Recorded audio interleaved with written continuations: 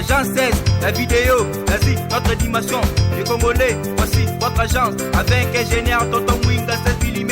Papa, na Kevin, Agence 16, j'étais à Mila, Bazakoka, Desa, Kokola, toujours imité mais jamais égal. 16 mm. 16 mm. 16 mm. 16 mm.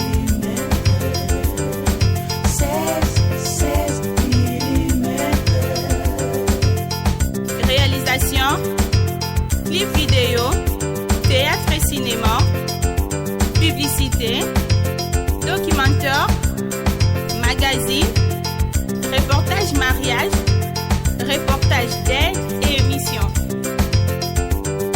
16 mm. 16 mm. Mbote na balandi ya Info 16 tozo sepela tango nyonso bozo ko s'abonner, bozo sala ba commentaire, bozo liker, bozo sala nyonso ezo sala biso malamu wana ezo lakisa penza ke toza elongo tozo solola makambo oyo ya mboka. Lelo lisolo na biso boyebi ke la fois passée to bandaki na lisolo ya gratuité enseignement. Gratuité enseignement esalaki mwa makelele na mboka. Tolobelaki yango na ba forme ebele bopozaki ba question ebele bosalaki ba intervention na bino yango tozongeli lisusu ndeko na biso Bosco po ameka kolimbola biso na makambo mosusu oyo toyebi te. Et puis toyebisaki bino ke Bosco azali moko to mokambi ya ONG ya moto ya sika. Moto ya sika eza na makambo ya mwa mingi. Moto ya sika elakisi façon mosusu ya komonela makambo na Congo. Do ozalaka moyibi tikana no koyiba koma moto ya sika. Ozalaka escroc tikana ko escroquer ezala moto ya sika. Osakanela mbongo ya leta tikana no kosakanela mbongo ya leta koma moto ya sika. Omoni batu na pasi sunga batu po okoma moto ya sika. Na yango pona monopoliser parole te nazo kende pande ko na biso Bosco na kende ko pesa ye mbote ndeko Bosco Kabamba. Bonjour Tonton Mwinga, l'homme sérieux.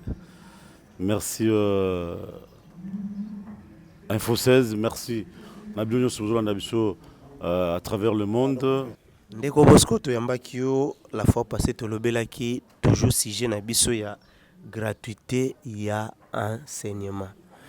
Tolini toyeba mukie grève wana ya oba ba enseignant basalaki grève sili gouvernement petit solution to grève zo continuer. Bon grève silité, grève ezali ne tozo ba boye na niveau province à Lomami et pas bande ko na biso kuna ya Katakokombe. Batetela na mini na Kasai kuna oriental bango bazape na grève de lelo ba élève ba bibi na balabala pona kolakisa kanda na bango pona ko interpeller gouvernement de façon qui arrive à kozwa ba responsabilité na ye bango babaki gratuité mais ndenge makamongeze ke ekeli kuna mingi ezali na ba école catholique ndenge bango penza ba sepelité ndenge gouvernement memeli makambongo donc yamoni et puis c'est mon qui passe à peine à Kinshasa quelques écoles notamment Sacré-Cœur tout ça Boboto bango pe kuna moi makambo tamba malamu te ba professeur batomboki balingi kotangisa te.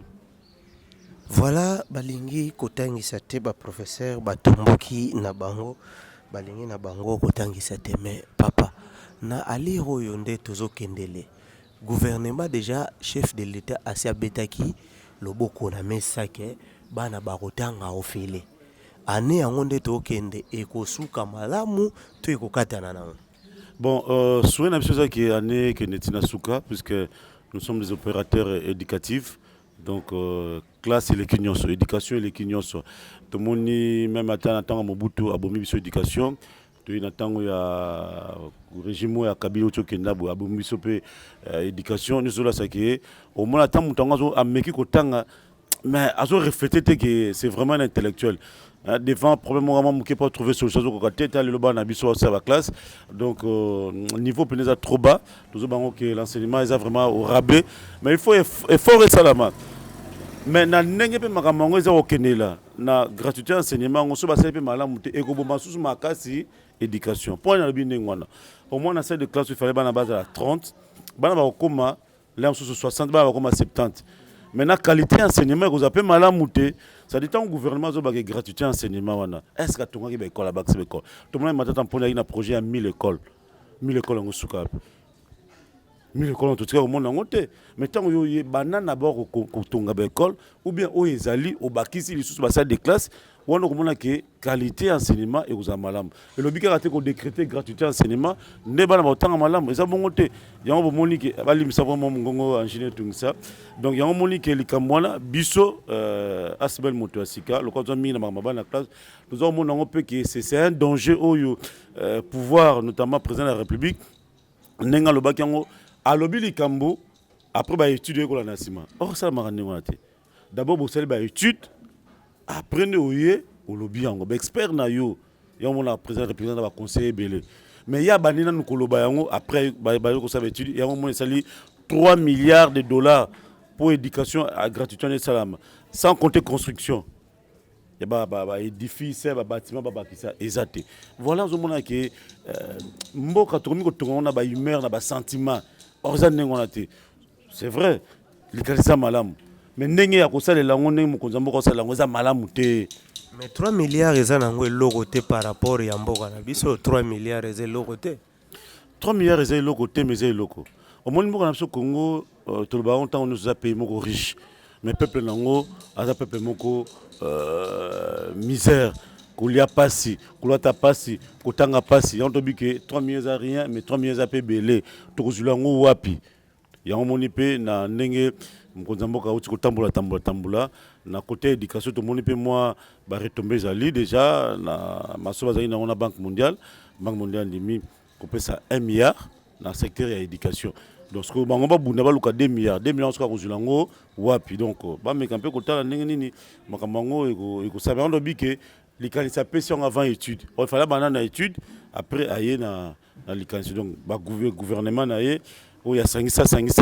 aux moins mon côté p FCC ngopé les kanisa ngo zaki abiso avec matata mponyo eza makamba sikate surtout sala ngo déjà tabatata mponyo zaki babandaki na province ya Katanga mais bon résultat ngo zaki pena malamu te mais na budget na biso oyo d'abord nde tozokende ali toke nango budget ngana yoka kisango ya 7 milliards siko na bité na kati ya 7 milliards wana eko permettre nango bana batanga gratuit na 7 milliards eko simbate 7 milliards ali projection au gouvernement sali ce que tika bazo yango ba memango na parlement ba député batala côté ni ba ko luka peso su ko benda mo muke elonga ta 7 milliards ba memango ta ba 9 milliards ta ba 10 milliards mais déjà na 7 ya projection c'est impossible gratuité salam impossible pour ceux qui mbongo pe babiba balaki yo eza na mbongo na te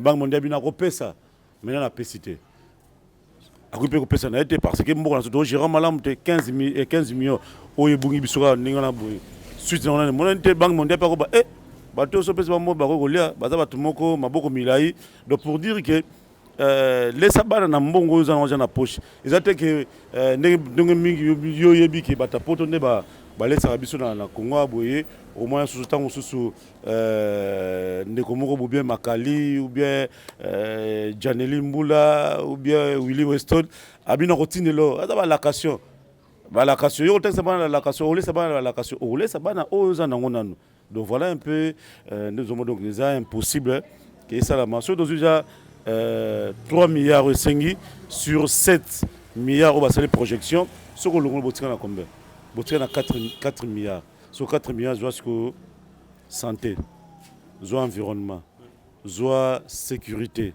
soit yemoko na ba institution liya ka mbongo ya kosakana te surtout ba institution za ba gouvernement avec 30 et 66 ministères pour votre information ba ministre baza en place baza doté na ba véhicule ba frais de fonctionnement za là au moins ministre azotambo na ba tobe en nini ba noa ba noa na bopo ministre na tozoba ki azana na mbongo te tozo mo bongo ta mikemi la sapena ki tozo mema mboka na ba humeur tozo mema mboka na ba sentiment yango tozo kebisa tozo interpeller mwana mboka Félix Tshisekedi kotambusa mboka na ba humeur te kotambusa mboka na ba sentiment te étude ça la mananu après il kamango omemiango na place tala lelo la muka a profiter pe na likambango pas matin makambo pe moi koko sezalité ya pe la muka lobike le 19 faut le quoi CLC église catholique a sengi marche pour na impunité ndenge na mboka ba bibe ba parents na ba élèves ba pe baza na balabala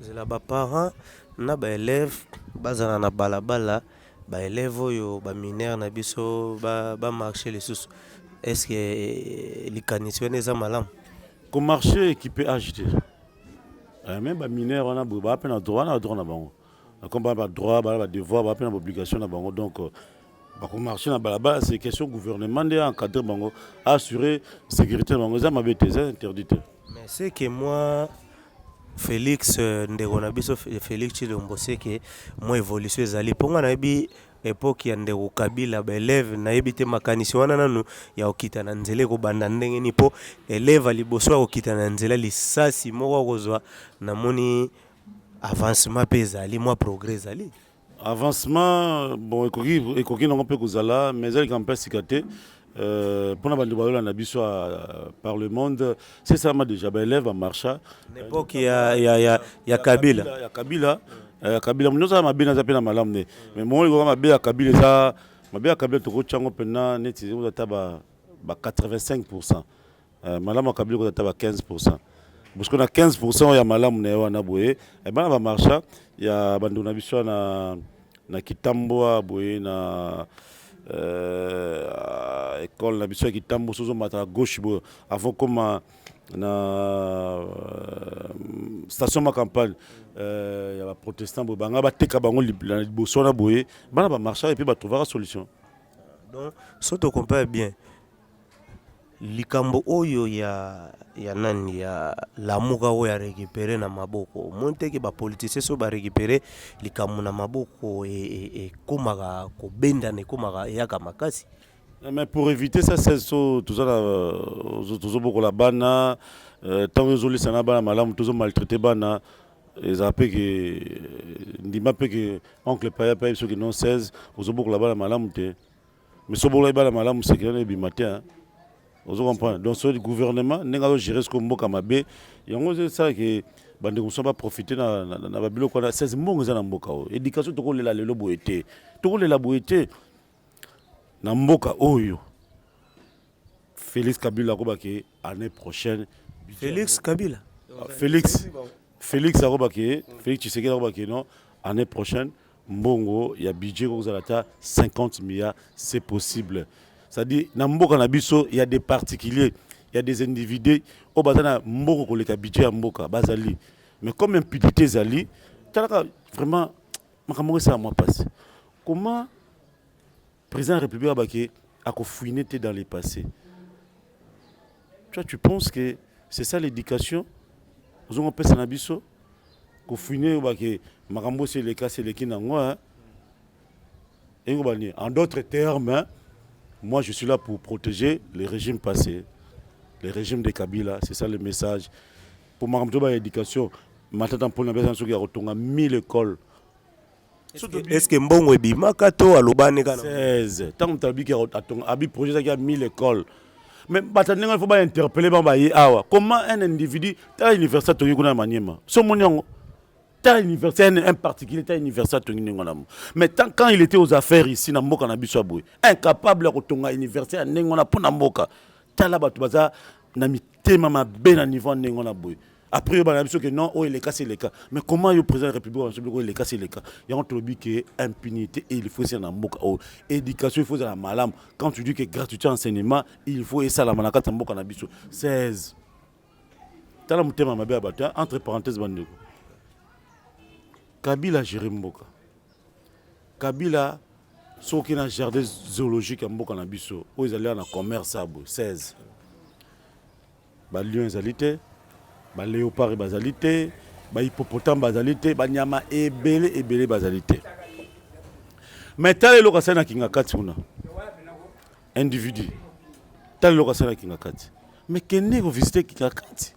okuta ba lion bazali ba léopard bazali ba nyama ndenge na ndenge bazali motema mabe Félix ayembaka yango wana niveau motema mabe siko biki non na ofunyete dans le passé 16 siko long tozola ça pas ba na biso 16 pour dire que mboka bonga siko te biso nous sommes des chrétiens et il faut prophétiser malam pour mboka na biso il faut to lobaka malam pour mboka na biso mais ba bloko ya kolobaka ke o le casser les kana boye y rentre biki les malam te ce que makambo impunité ce que biki impunité si là mais matata pour nous benga yaka au baki 1000 écoles on ezali wapi o lanso ka 30 970 ezawapi batako kakana moko bango bazana boye mais ce que zuka mutu lokola kabilo kangie o bazo benga biki enquête salama l'enregistrement illicite mais 16 mais boza jana ba 50 milliards à budget mboka mais Félix Kabila et Félix Tshisekedi osala ngote bolim sanso ba Félix Kabila po basaka eloko moko donc Félix Kabila basaka eloko moko hein ça dit FCC na cash na sens wana donc moi je suis à politique mais kota là déjà o azana pour protéger muninga mais basaka eloko moko te ata bazokuta bazo beta kati ezaka eloko moko 16 donc monique yepe tozomona pe kotango pesa moi ke ba il faut comme si alobaki yango maloba mokonza mboka c'est un pouvoir.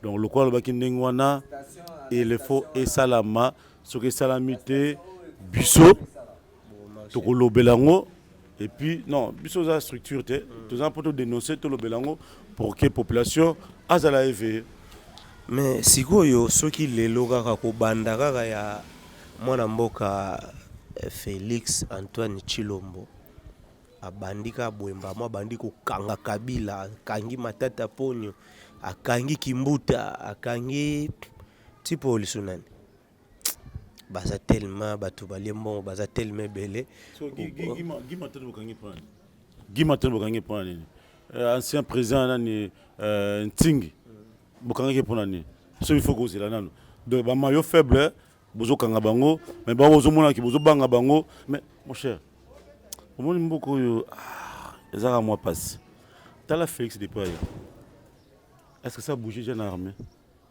changement pas bien que non oh longwa kinabo car moi permutation bazu ou longo côté qui côté ça dit bazaka na système akala mais il faut niner ça ma brassage au moins ba changement de brassage yo ba ki non moura ba longo kuna moso comme ba policier ba so comme ba roulage ba so ki na FRD zomani ba panzaka au panzi bon on a contrôle na bango mais ça amekango ça dit pour dire que il est limité. Moto asali discours na Bukavu a lobby soki même kokufa po bino bozala na sécurité na ndimi na kufa maloba wana ozomona ngo pamba yo lobby ke maloba mokonzi ebima pamba te kasama ba nabi ke maloba mokonzi pouvoir soka biki si faut na kokufa mais waza maloba te soki zaki pena solobe ngo sala ça dit base na quartier général na en retourne à est au monde ngazaka et moi là na télé et moi qui là na cité oya siko azasuna kishasa te ba titene nyonso au conseil des ministres au nini kuna na est et salami depuis le bon ça salon déjà dis-moi ça salon déjà ça salon pour dire que c'est un président qui est limité et je dirais même très limité pour que avancer Mbokao. Et puis j'ai peur que le professeur Simon Kimba ou le Bakana ou le troisième président pour le troisième président de Esaïe. Oyo baloba que peuple a bengana kaye na mabanga vraiment peuple bengana ka président na mabanga wana prophétie ya Mvuluzi Kimbango mais est-ce que so totali netina minute oyo banda Félix akoti côté nini toko lobaki et simbi déjà ou be côté nini oyo et bouger déjà oyo pene sentir que était ton président ya siga bon moni balbaka tango zui bokonzi ozui oyo les cas na ozanango donc les passifs na actifs hein ne balobaka c'est-à-dire tant on peut gérer et loco même pour 30 minutes, on se rend compte pour 1 heure du temps, pour 2 jours, pour 1 mois, pour Nini, au rendre compte nango mais basigner makasi eza nanu te mpona soki makambo nazobaki Félix akoéchoué makasi ordonnance présidentielle balongoli yango na arrêté est-ce que vous comprenez le quoi gouverneur Gentini Ngobila a nommé ba bourgmestre a permis ba bourgmestre na arrêté on dit ça dit ba bourgmestre na vandaki na bokonzi na ordonnance présidentielle donc en d'autres termes baké a sapé autorité à président de la République a niati yango bon dis-moi diaba babi que c'est la justice qui élève une nation. Déjà la justice a un droit et le plus élémentaire gouverneur a niati au président de la République. Le président de la République au lobby le mon côté au cautionner yango. Est-ce que vous avez beaucoup de solo? Bon, pour les journalistes, on a posé la question mais est-ce que Moutandé wana aza pena président solo? Voilà, mais tant que Ndegonabiso Gentini Ngobila a nommé, a permis ba gouverneur, na ba bourgmestre plutôt, na ba vice bourgmestre, à Saliangona nous pour élection municipale, na nous to Saliangote, à Monique a permis pour ba misusupe, ba vandaki na ba commune musu ba salaki elokote, ezali kanisa mabete. Il y a une gratuité, les qualités aux malam, mais application, l'applicabilité, il y a un contact. L'élection, c'est la messe à la matinée, il y a un gouverneur, il y a un ambassade, il y a un ambassade, il y a un ambassade. Et puis ce qui est grave, pour l'instant, il y a pouvoir à Félix César Mouké. Il y a un IDPS, 3 personnes, 3 titulaires, Moko na Davis. 3 sur 24 communes bandibola na poto yum to na pouvoir bo kondiza yo ba peso 3 on dimiango boy bisanga c'est que to loba makambo Martin Fayulu lit na yazo sala ya vérité désir ne eza azotapa côté teza lit mo malamu eza lit malamu mais bandikwazo na biso na par le monde 16 to prendre conscience ya mboka na biso toza na souci ya mboka na biso mutu moko libana ta bongisa mboka na biso soki biso moko koyoka na ezali te mundele ndazo profiter zo katakata biso te makambo tozo mona boye oni Félix zo tamwa nani akoluka pouvoir libanda oyebi bato bazolanda émission bakosepela makasi mpo tozoba makambo mpenza ya solo lelo oyo cope mo ezebetama toke na transition cope ezebetama na libanda donc la transition mais de l'autre côté la position supérieure de l'Union européenne entre autres Eli Kapend l'Union européenne obi loko Kabila sala a beta minde loko makasi obi loko ngo mundele ne mutachaka mutu na pouvoir na Afrique mundele tachaka Kabila loko saki ni yemo organiser l'élection abi au financement libanda te pour me dire que ça t'a moi ça m'a coûté na ba fombo ngapé ça kana boye après ça ya imposer bino susu Kabila boye yango tanga boye yango banini angacha mutu na ye ozaki shadari pression ba américain banina parce que la jour a joué yango la jusqu'au Félix on a boalé kaya do yene mtache ole mundela cha yete mais yene mtache mais tango que soit tuninga Martin Fayulu attend zo ba que vérité des urnes. Mais to bi mission to place wana droit lobby que muta fundi yene mutayaka na ba preuve mais lobby pe que yo pe mutu ba fundi okoki pe ko yana ba preuve o tshana po okata likambo mais Félix pe fa tshaba kambo na nani na message ba ça on dépend oki ba nungu les comme ko effacer ba bloko mususu na nino na seni oki ngote pour na nini ba tracer za susute. C'est regrettable pour notre pays. Nous avons vu Mike Mukeba, Azali en prison pour ça dénoncer. Comment Ndaku est président de l'Assemblée provinciale, Godé Mpoy, Ndaku a 3 000 $, au long a 3 000 $, comme ça on a 6 000 $. Balobate, C'est ça l'impunité, nous devons gérer Mboka. Donc, et comme Mboka, ça gérer le quoi l'Ioto. Ndako ya Godem Poyi, nani azo futela ndako wana. Et ça, babé on ndako ya l'État. C'est-à-dire l'État n'aime tout, a joué par rapport à statut comme à président de l'Assemblée provinciale, bah foutre le ndako. Ça ndako ça a valeur à $3,000. N'engé, bah nous foutre un peu Roger Tingi, à $3,000. Mais tant on y a comme ça on a $6,000, pasteur. Quand même ndako, $6,000. Bah tu as ligne vérité. Il y a un moment Mike Mkebazo koufa la prison qu'on a pour la vérité. Il faut tout le bas. Mboka tamba malamute. Mboka tamba malamute. Mboka kubonga ba voyage te. Mboka kubonga nento to vendre li solo. Bana malika munini. Te bon ça. Ko to bon na reconnaître moi erreur na ngazala ki bona bona. Yozo kimaka libana mboka na kati ya ba promesse. On va essayer que nous résoudre le problème na kati. Que nous résoudre le problème. Mais c'est regrettable pour notre pays. RDC, $1 milliard. RDC, $450 millions. C'est regrettable. Le lobby sous le deuxième pays où il y a simbi environnement, simbi pour moi énergie dans le monde. Tous au combien? Tu comprendre, tu font la maille. Minele ba liambon ya kabia Mobutu. Balé yangote. Balé yango. Non réclamant.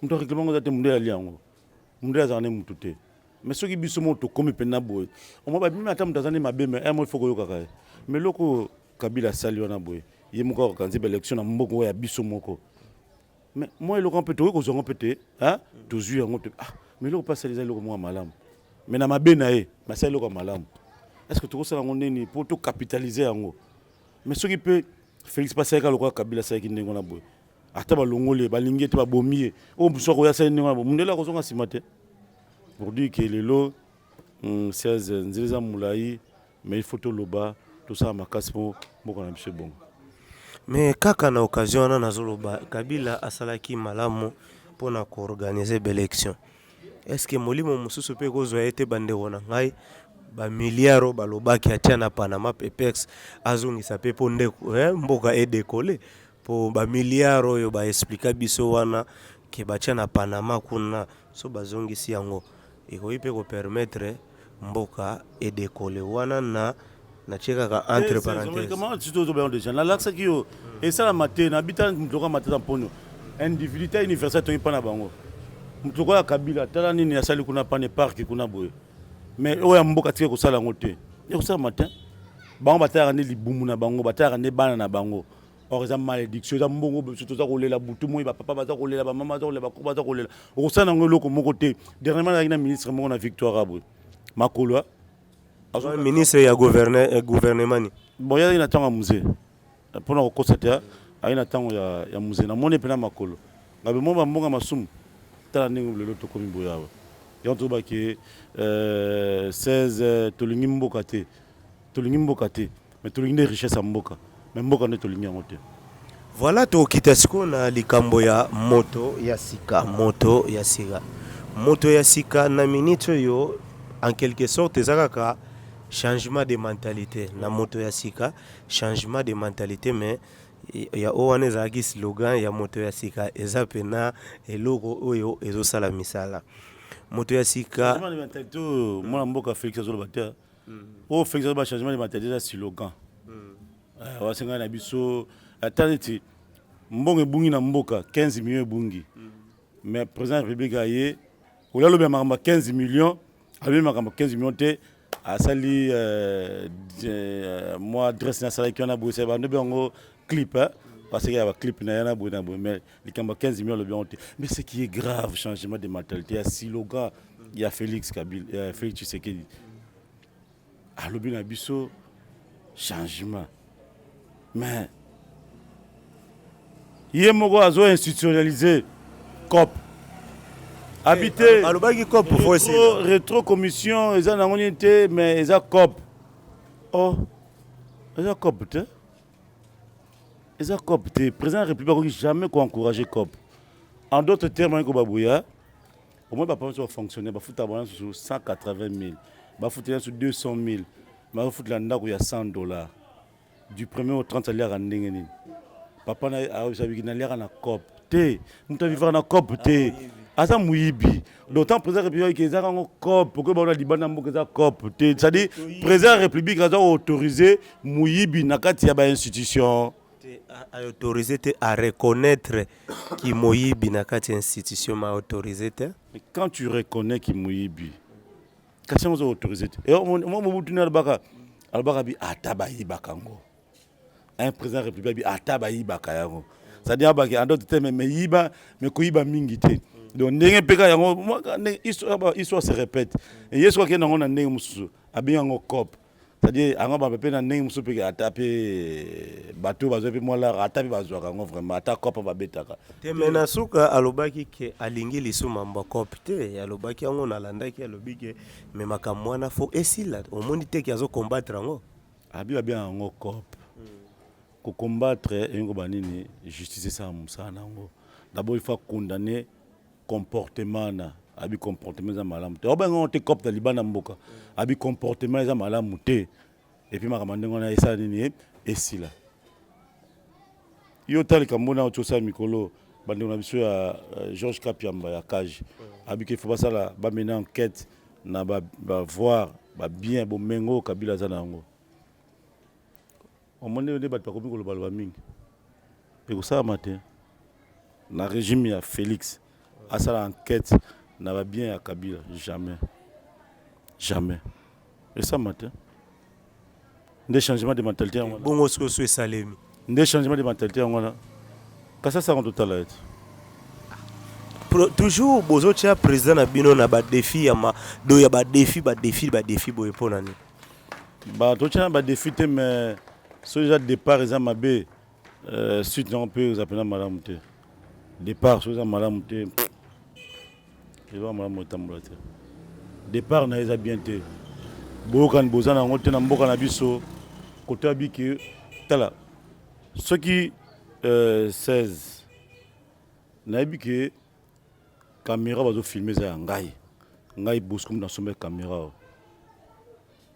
16 abiote caméra za ngai mais 16 na bon na mukuse so nga na lobi na ko se faire justice dans ça na ko mema na bi ata la police société to kina société na bi mon OPJ caméra nga na sombe ki on taba document na nga yango mais 16 abi caméra za yi ala sa caméra za yi mais tangu nandi fayo zo ba ki yimta zo ki élection yimta président élu mais nakokangisa yo parce que nabiki loko za ngai nakokangisa yo nakozona memi nabiki voilà toi tu as dit ça mais c'est que moralement il se reproche de quelque chose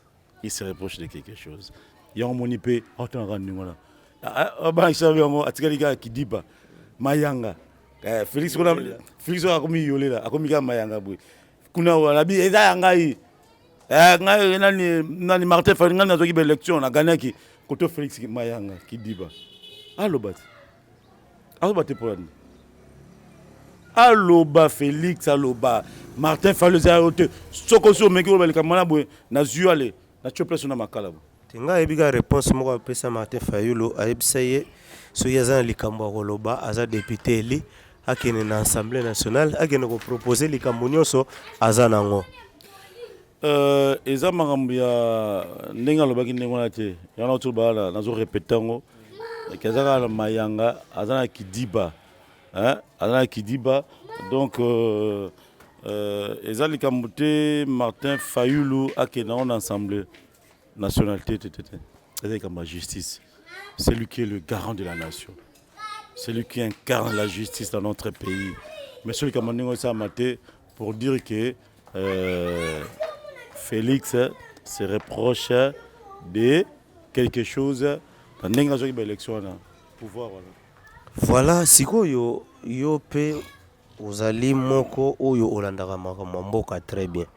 Pona yo ndenge déjà olobi départ ezalaki mabe makambo nyonso ezali mabe siko poto bongisa tokoki kosala ndenge nini poto bongisa siko mabe oyo ekotaki déjà ko bongisa d'abord ko reconnaître mabe wana après kovana na bana mai basololi batane ba ko bongisa pour lelo pe ndenge celle saison osenga na ba juge ya cour constitutionnelle va démissionner.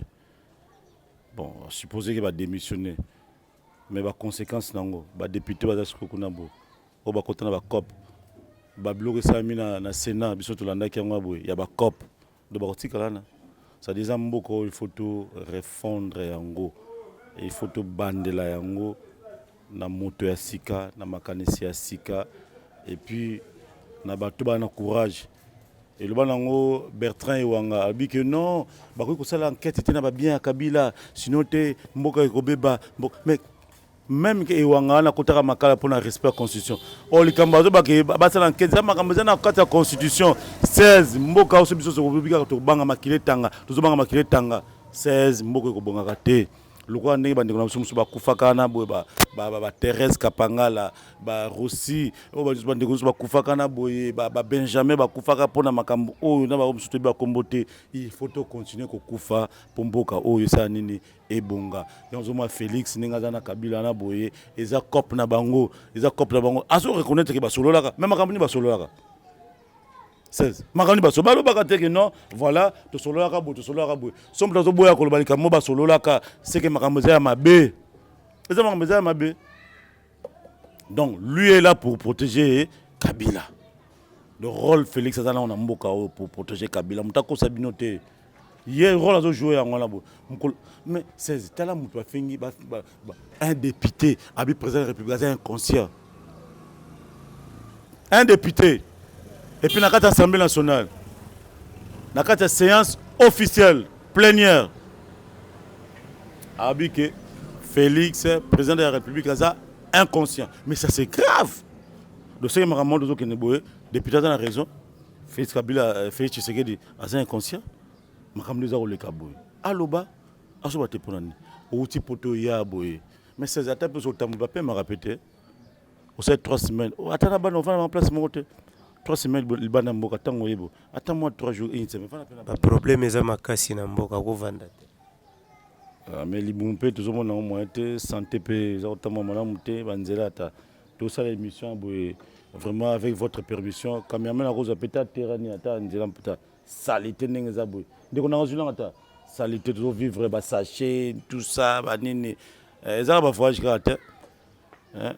Oui, le dimanche, lundi, on a sous vraiment. Ce qui pas qu'il y a Bukavu, te bon ngabo lo babato bazo kufa na este azo kipete. Congola za compliqué donc na gondi mela kofi ndenga yemba ke Congola za compliqué. Te kotanga kofite, kotanga komba kofite. Ça mutaza ko bebisa dikashaba na biso kotanga tabani. Ozoto manzembo mason cons tout ça ba nini. To ya bloc moko za kotanga kutuete. Luka bato baza modèle, hein, baza modèle na malamu. Base quartier général Facha Kunot. Et ça c'est bat bakufa ki yo na communauté après bat bakufi. Après na zongi, l'homme bat bakufi na zongi des solutions. Est-ce que depuis lui a ça pouvoir au 10e mois yango depuis juba makambo 16. Est-ce que bitumesi na est kokufesi na est chaque jour ba baza kokufa. Nous avons changement dans la mboka. Tout ça pour le président de la République, ça moussa qui toko, tobetli maboko. Somme de ça moussa malam, tobetli maboko. Na autre maman 1 milliard. Attends-moi retomber dans la cassure, et ça déjà 1 milliard. Na lobby on a ça mabé. C'est mabé, na lobby pour les kamoto moni malam balaki. Donc ce que ça a mis tobetli maboko. Mais le collègue a mabé ça est belé. Il y a un monde tout ça côté les mélanges a changé. Makam je tambola malam. So 15 milliards oyo to lobeli biso nyonso awa o juste mutu pena nani oyo azwa 15 milliards wana oyo ebanike mboka mobimba ebike 15 milliards ebungi na mboka eza 15 millions 15 millions hein bandeko bolimse eza 15 millions te po budget na biso to à peine surtout luka 7 milliards donc 15 millions. Bon 15 millions ndenge procureur de la République alors qui basa sous commentaire dans côté wazaka na ndinga wa imposer batu azon wa imposer batu que va ça commentaire il faut ça commentaire journaliste il faut ça lango commentaire justice peut ça la pe musala na yango de mutazana musala na ya ko sala tango alobi ke bolobela ngo le société eza lo la tindi biso bolobela yango pour te comprendre côté ekei te bolo belango te po eleka ndenge pas toi bosana kasi so yebisi butu likambo ke kolobela ngo lisusu te c'est yo bien ndenge licho yo bien ndenge licho do tolobelaka kaka likambo yango tolobelaka 15 milliards wana bandeko etie bato motu pasi donc eniokoli so kongola yoki kaka 15 milliards et puis faut vérifier peu information ngo balobi il paraîtrait mwasi ya directeur ya cabinet président na biso baotoki maye na $300,000 parce que toujours batté 300,000 wana euti na kota makambo ba 15 wana toyebi te tokoluka nanu tomeka ko vérifier bon ndeko Bosco ba action nini sikoyo moto ya sika oyo azo raisonner asala sala na kati ya ville ya Kinshasa to na Congo.